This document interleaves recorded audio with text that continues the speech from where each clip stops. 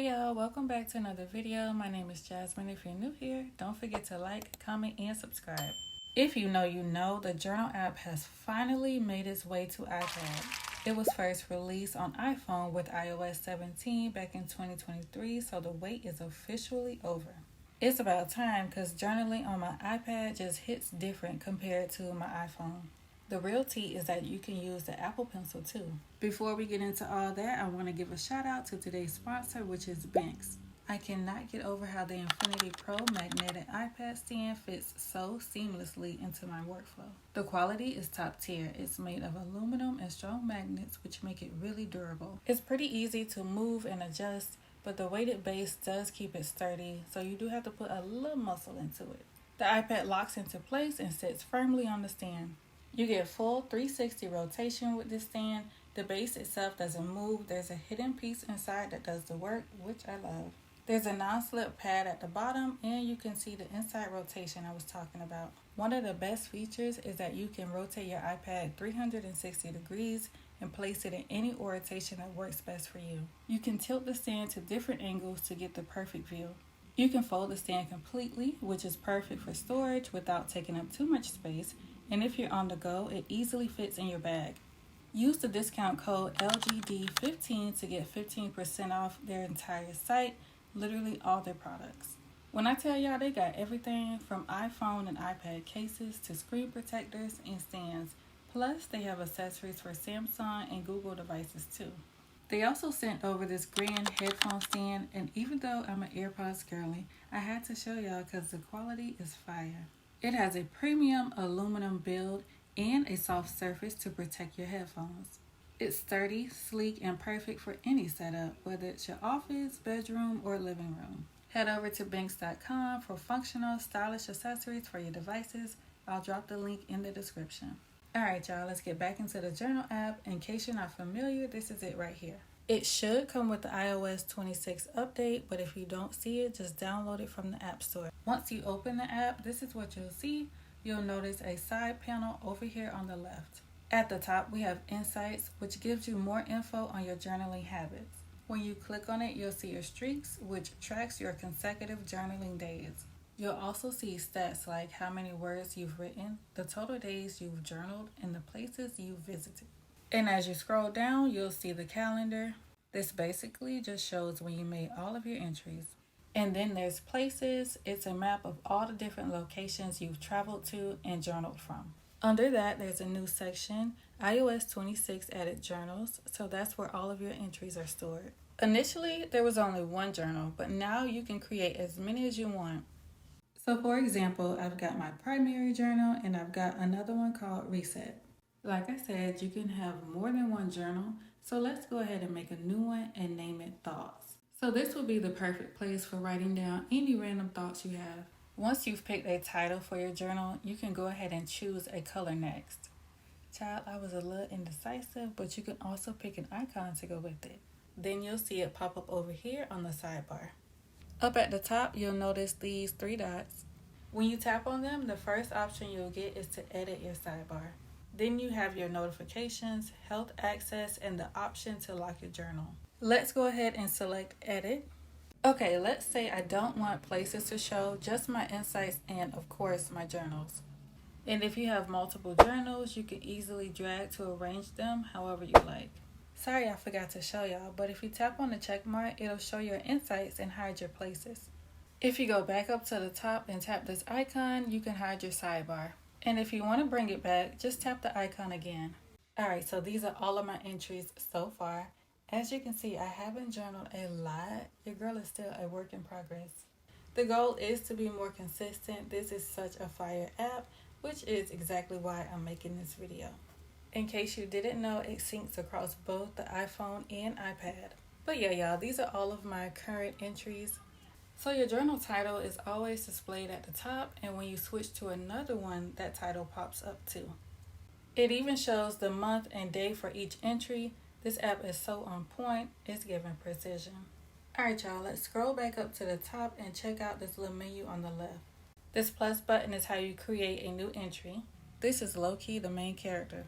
But yeah, when you click on that, it pulls up a brand new entry. Let's get into this toolbar up here at the top. This first option is so lit, it basically gives you ideas and suggestions on what to journal about.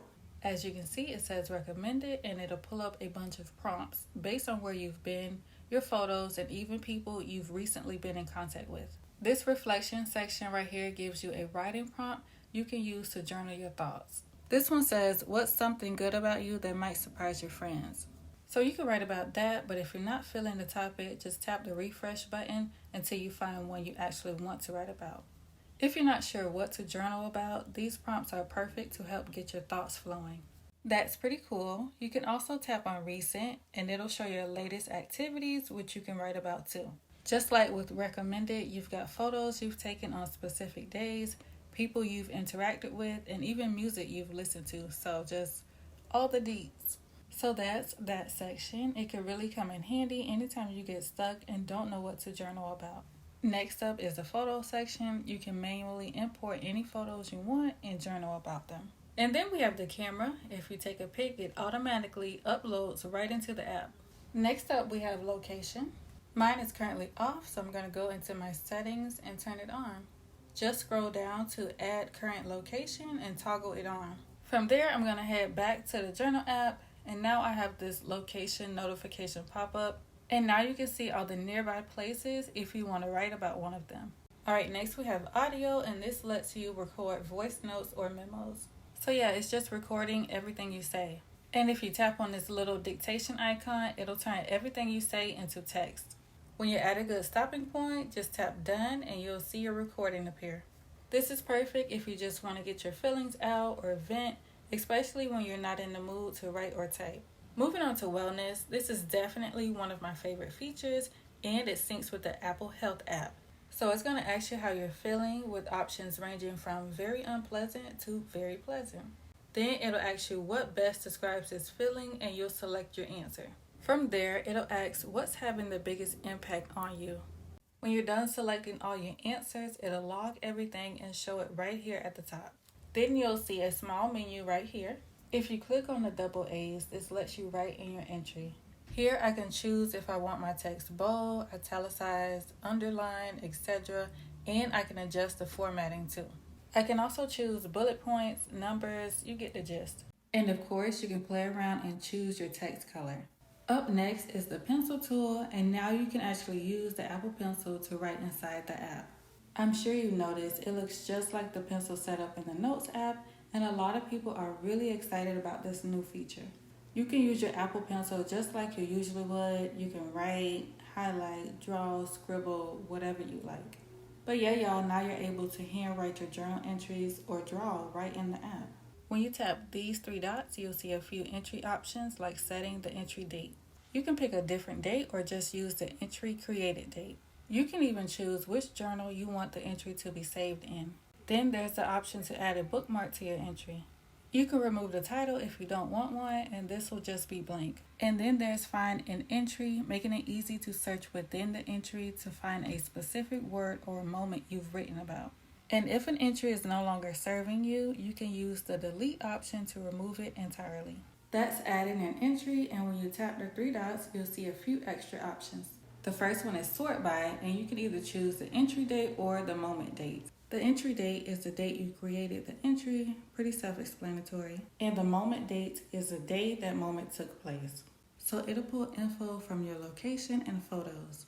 Then there's select entries, which lets you choose any entries you want to edit, delete, or even move to another journal.